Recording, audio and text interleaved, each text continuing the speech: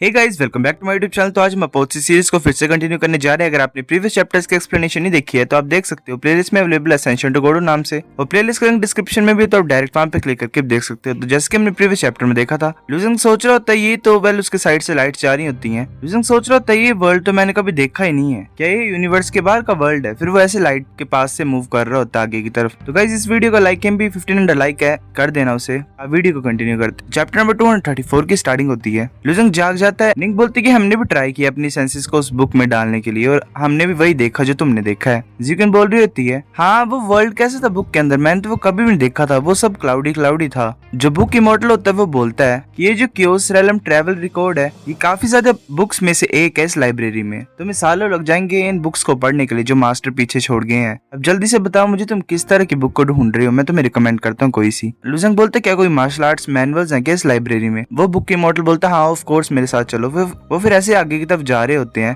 निंग ऊपर बुक्स की तरफ देख रही होती है और बोलती है क्या मैं तो बड़े ज्यादा मार्शल आर्ट्स मैनुअल है, क्या कोई मेरे लिए सुटेबल है क्या? बुक इमॉर्टल बोलता है कि यहाँ पे है, पर वो तुम्हारी कंपैटिबिलिटी पे डिपेंड करता है। लूजिंग बोलता है क्या यहाँ पे कोई अनपैलेट स्किल ऑफ गॉड्स है क्या इनमें, मतलब बाकी बुक्स में? बुक इमॉर्टल बोलता है वेल ऐसी कोई भी मार्शल आर्ट टेक्निक नहीं होती जो एक से अच्छी होती है फिर बुरी होती है। जिस अनपैलेट स्किल ऑफ गॉड की तुम बात कर रहे हो उसमें शायद लॉ ऑफ कैजुअलिटी इन्वॉल्व होता है, वो एग्जिस्ट करती है पर बड़ा ज्यादा रेयर होती है। लूजिंग चुप होता है। ग्रीन ड्रैगन को बोलता है कि ग्रीन ड्रैगन क्या जो मेरे पास है वो लॉ ऑफ कैजुअलिटी को इन्वॉल्व करती है जैसे कि स्टार आर्मर? अजू ड्रैगन बोलता है हाँ ऐसे तो हमने फर्स्ट पार्ट ही मैनुअल को ऑब्टेन किया था, तो law of casualty second part में छुपा हुआ होगा। लूजिंग बोलता है अच्छा। बुक इमॉर्टल फिर एक सर्कल टाइप को ओपन करता है लाइट के और बोलता है कि इस रिंग ऑफ लाइट में एंटर करो, फिर तुम्हारे लिए खुद ही सूटेबल बुक्स आ जाएंगी। पहले कौन आना चाहता है? लूजिंग बोलता है लेडीज फर्स्ट। ज़्यूकेन बोलती है नहीं मैं पास होंगी, मैं इंटरेस्टेड नहीं हूँ मतलब मैनुअल्स में। वो सोच रही होती है कि मेरे को कोई भी जरूरत नहीं है मतलब रैंडम बुक्स को रीड करने के लिए, क्योंकि मैं मास्टर वुडिंग की स्टूडेंट बन गई तो मेरे को जरूरत नहीं है। मैं वेट करती हूँ अभी जब मैं पर्पल रेलम में एंटर करूंगी तो। निंग बोलती चलो मैं फर्स्ट आती हूँ। फिर वो सर्कल में खड़ी हो जाती है और उन बुक्स में हलचल हो रही होती है, और उन बुक्स में से एक बुक आती है उड़ के, वो निंग के सामने आ जाती है। निंग पढ़ती है तो वो लिखा होता है blue frost magical ice manual. Book immortal बोलता है कि तुम काफी ज्यादा लकी हो, ये जो मैनुअल है इसमें भी लॉ ऑफ कैजुअलिटी है इस टेक्निक में। जो तुमने 9th हेवन गॉडेस सूत्रा प्रैक्टिस की थी उसने तुम्हारी फाउंडेशन को स्ट्रॉन्ग बना दिया है, पर वो एक इनकम्प्लीट कॉपी थी, तो ये ज्यादा अच्छा होगा तुम्हारे लिए अगर तुम blue frost magical ice manual को पढ़ोगे instead of heaven goddess heart Sutra से। निंग बोलती है ठीक है थैंक यू। लूजिंग बोलते इतना बुरा नहीं था, चलो मैं भी ट्राई करता हूँ। वो भी सर्कल में खड़ा हो जाता है तो एक बुक उड़ के लूजिंग के पास आ जाती है। बोल्ड मैन बोलता है इतना बुरा नहीं है, ऐसा लग रहा है कि कौन इंपीरियल स्वॉर्ड आर्ट ने तुम्हें चूज किया। तभी एक और बुक आ जाती है लूजिंग के सामने। बुक इमॉर्टल बोलते हैं 2 मैनुअल्स, वो भी एक टाइम पे, ये रेयर है। पर ऐसी बात नहीं कि मतलब नहीं सुना होगा किसी ने। तब वो बड़ा ज्यादा हैरान हो जाते हैं क्योंकि सभी बुक्स उड़ के आ रही होती हैं लूजिंग की तरफ। वो सभी बोलते हैं कि पीछे हो जाओ, वो सभी बच जाते हैं और सारी बुक्स नीचे गिर जाती हैं। अब वो बोलते हैं कि क्या कुछ हुआ है क्या तुम्हारे मैजिक के साथ? ये सारी बुक्स एक ही बार में क्यों आ गई नीचे? बुक इमॉर्टल बोलते हैं ये कैसे पॉसिबल है? ये आइडेंटिफाई कर सकता है स्ट्रेंथ और वीकनेस की मार्शल आर्टिस्ट की ये जो बुक्स हैं, और जो भी मतलब मार्शल आर्टिस्ट डिजर्व करता है ये वहां पे आ जाती है उसके पास। Different martial arts different energy और वेपन्स को यूज करते हैं, और उसी से मतलब जो टेक्निक्स होती हैं वो पता लग जाती हैं कि क्या सूटेबल उनके लिए और क्या सूटेबल नहीं है। पर अगर कोई ऐसा इंसान जो सभी बुक्स को अट्रैक्ट कर ले तो इसका मतलब उसके पास ना ही कोई वीकनेस है और उनकी एबिलिटीज पूरी तरह से बैलेंस है।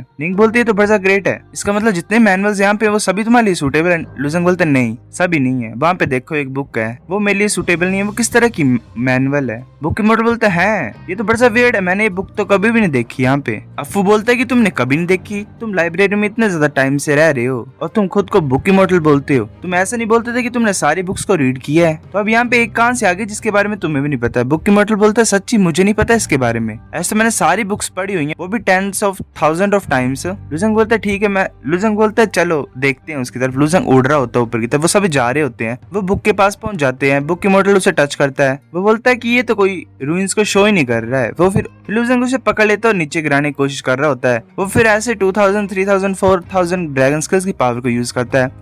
और बुक इमॉर्टल बोलते हैं कि चलो हम भी ट्राई करते हैं। वो भी अपनी पूरी फोर्स लगा रहे होते हैं पर बुक मूव नहीं करती है। बुक इमॉर्टल बोलता है ये बुक तो एक मैनुअल है पर इसमें तो मतलब कोई रास्ता नहीं लग रहा है, ये कैसे ओपन होगी? अफू बोलता है क्या तुम मुझे बता सकते हैं यहाँ पे क्या चल रहा है? बुक इमॉर्टल बोलता है मुझे भी नहीं पता, किसी तरह की टेक्निक है इस बुक के ऊपर लगी। मास्टर साहब चाहते हैं कि कोई भी इस बुक को ओपन न करे, पर अगर मैं सही तरीके से गैस करूँ तो किसी तरह की पजल होगी इस बुक के पीछे। मेरे को लगता है ये इम्पॉसिबल होगा इस बुक को ओपन करना। अफू बोलता है नहीं, जितना की मेरे को पता मास्टर की हैबिट्स का, तो वो ऐसे अनसॉल्व पजल को नहीं छोड़ेंगे पीछे। अगर होगा भी ऐसे कुछ तो वो ऐसे ही लाइब्रेरी में छोड़ के नहीं जाता हूँ चीजों को। लुजेंग बोलता है वेल अगर बात की जाए तो अब जो फर्स्ट मास्टर है इस प्लेस का वो कहाँ पे है। अफो बोलता है मास्टर वापस नहीं आए जब वो डेप्थ ऑफ केओस में चले गए थे। लुजेंग बोलता है डेप्थ ऑफ केओस क्या वो रिकॉर्डेड है कि केओस रैलम ट्रैवल रिकॉर्ड्स में। अब वो वहाँ पे क्या कर रहा है। बुक इमॉर्टल बोलता है कि मास्टर एक्सट्रीमली पावरफुल है, वहाँ पे बड़ी ज्यादा कम चीजें जो उसको मतलब ट्रबल दे सकती हैं। और एक और चीज उसने 10,000 ईयर्स लगाए थे मतलब प्रीमेडियल केओस को अपनी बॉडी में एब्जॉर्ब करने के लिए और उसको यूज करने के लिए। लुजेंग बोलता है तुम्हारे कहने का क्या मतलब प्रीमेडियल केओस को यूज करना। अफो बोलता है कि जो एनर्जी होती है सेंटर में मार्शल आर्टिस्ट की वो प्योरेस्ट थिंग होती है जो हो सकती है। तुम उसमें फॉरेन ऑब्जेक्ट्स भी रख सकते जैसे कि मैरू स्पेस।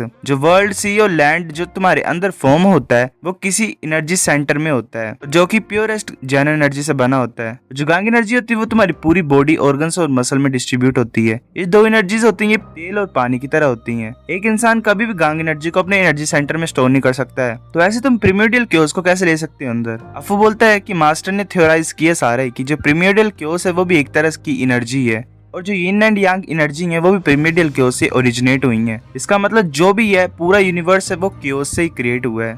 अगर कोई प्रीमिडियल क्योस को अपनी बॉडी में लेगा, अगर सोचा जाए कि वही एसेंस था पूरे वर्ल्ड जिससे क्रिएट हुए तो क्या होगा। लुजेंग बोलते हैं तो बड़ा सा कॉम्प्लिकेटेड है, पर अभी सबसे ज्यादा इंपॉर्टेंट चीज ये कि जो प्रीमिडियल क्योस है वो यूनिवर्स की बाहर की चीज है। मुझे नहीं लगता कि एक भगवान भी यूनिवर्स को एस्केप कर पाएगा और क्योस रेलम में एंटर कर पाएगा। बुक इमॉर्टल बोलते हैं हाँ अभी मुझे याद आया, मास्टर की एक मेमोरी में उसने लिखा था एक न्यू मैनुअल को जिसमें उसने ये थ्योरी को प्रूव किया है, पर वो उसे लर्न नहीं कर पाया क्योंकि उसमें भी कुछ लिमिटेशन थी। मेरे को लगता है कि यही बुक है जिसमें वो रिकॉर्ड हुआ होगा। अफू बोलता है पर ये बुरी बात है कि हम इसे ओपन नहीं कर सकते। लुजेंग बोलता है कि यहाँ पे भी कुछ अजीब सी चीज है इस दुनिया में, अब मुझे इंटरेस्टिंग सी फीलिंग आ रही है। जिकन तभी कुछ नोटिस करती है और बोलती है नीचे देखो, ऐसा लग रहा है कि फुटप्रिंट्स है नीचे, ये मतलब शेल्फ के लास्ट से स्टार्ट हुए हैं। बुक इमॉर्टल हैरान होकर बोलता है फुटप्रिंट्स ये कहाँ से आ गया। अब अफू बोलता है कि फुटप्रिंट्स ऐसा लग रहा है देखने से कि ये बुक की तरफ लेके जा रहे हैं। लुजेंग बोलते मेरे को लगता है कि ये की है इस बुक को ओपन करने के लिए, चलो चेक करते हैं। लुजेंग ऐसे मूव कर रहा होता है आगे फुटप्रिंट की तरफ देख के। लुजेंग बोलते है ये फुटप्रिंट तो सिमिलर है मेरे पैर के साइज से, क्या जो फॉर्मर ओनर है वो मेरे साइज का है। अफू बोलता है नहीं, जो मास्टर वो बहुत बड़े हैं, पर उसने अपना साइज को एडजस्ट किया अपनी विल से, पर फिर भी मास्टर का साइज इस बुक शेल्फ के एक लेवल के बराबर होगा। बुक इमॉर्टल बोलता है मुझे मत बोलना कि मास्टर ने ये दिन भी प्रेडिक्ट किया है। लुजेंग बोलता तुम्हारे कहने का क्या मतलब है। अफू बोलता है जैसे की मास्टर की एबिलिटीज है वो सब कुछ कैलकुलेट कर सकते हैं जो भी होने वाला है। उसने मेरे को लगता है कि ये चीजें भी ऐसे अरेंज की हैं कि एक दिन तुम यहाँ पे अपना पैर रखोगे। लुजेंग बोलता अच्छा, पर लुजेंग सोच रहा था कुछ सही नहीं लग रहा है। जो ओल्ड मैन था और जो युनलू है उन्होंने बोला कि मैं फेटलेस हूँ, कोई भी इस कॉस्मोस में मेरी फेट को प्रेडिक्ट नहीं कर सकता है, और इमोर्टल टियानमियो की फॉर्च्यून टेलिंग भी नहीं बता पाई। उसने सिर्फ यही बताया था कि जो मेरी फेट है उसे ग्रेट वर्ल्ड ढूंढ रहा है। क्या जो एबिलिटीज है इस रेजिडेंस के ओनर की वो इतनी ज्यादा ग्रेट है सभी से। लुजेंग हैरान होता है बड़ा ज्यादा। निंग बोलती तुम क्या सोच रहे हो, जल्दी करो और स्टेप करो इनके ऊपर। लुजेंग बोलता है ठीक है। लुजेंग फिर ऐसे माँ के ऊपर स्टेप करता है। लुजेंग हैरान होता है, सोच रहा होता है कि मैं अपने पैर को क्यों नहीं लिफ्ट कर पा रहा हूँ। अफू बोलता है क्या तुम्हें इस प्लेस ने पकड़ लिया है। लुजेंग बोलता है चलो मैं ट्राई करता हूँ। फिर लुजेंग 3000 ड्रैगन स्केल्स की पावर को यूज करके अपने पैर को आगे की तरफ बढ़ाता है। लुजेंग बोलता है नहीं मैं अभी मूव कर सकता हूँ। लुजेंग सोच रहा होता है कि मेरे और ज्यादा एफर्ट्स क्यों लग रहे हैं आगे आगे मूव करते हुए। फिर वो 4000 ड्रैगन स्केल्स की पावर को यूज करता है, फिर वो नीचे गिर जाता है। लुजेंग बोलता है मेरी लेग कैसे फ्री हो गई जैसे मैंने बैक स्टेप लिया। तो बुक इमॉर्टल हंसते हुए बोलता है कि ये तो पक्का ही वही चीज है जो मास्टर ने पीछे छोड़ी है, ये तो उन्हीं का तरीका है जैसे वो करते हैं, पर मुझे ऐसा तो नहीं पता उन्होंने ऐसे क्यों सेट किया ये, पर ये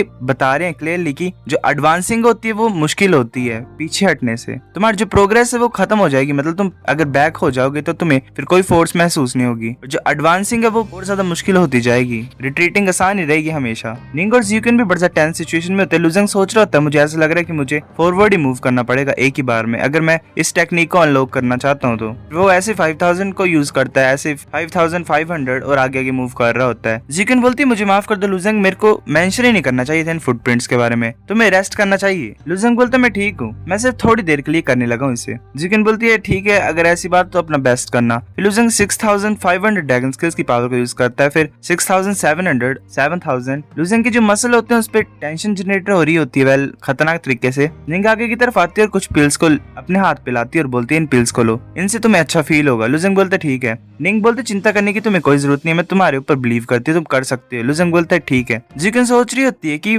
मैंने कभी मार्शल आर्ट्स ट्रेन नहीं किए हैं और ना ही कभी ये मेडिसिन यूज की है। मैं यही विश करती हूँ कि मैंने किया होता काश। फिर कुछ घंटों के बाद लुजेंग पहुंच जाता बुक के पास और बोलता फाइनली मैं यहाँ पे हूँ। वो हैरान होता, सोच रहा होता है कुछ मेरी तरफ आ रहा है पीछे से। तभी एक जो मार्शल आर्टिस्ट होता है अननोन, वो लुजेंग की तरफ आ रहा होता है। सो गाइस चैप्टर नंबर 234 इतने थे। अगर आपको वीडियो पसंद है तो लाइक करो, नहीं भी आई फिर भी लाइक कर दो, शेयर करो अपने दोस्तों के साथ, कमेंट करके बताओ अगर आपको वीडियो कैसी लगी है, सब्सक्राइब करो। तब तक के लिए बाय बाय।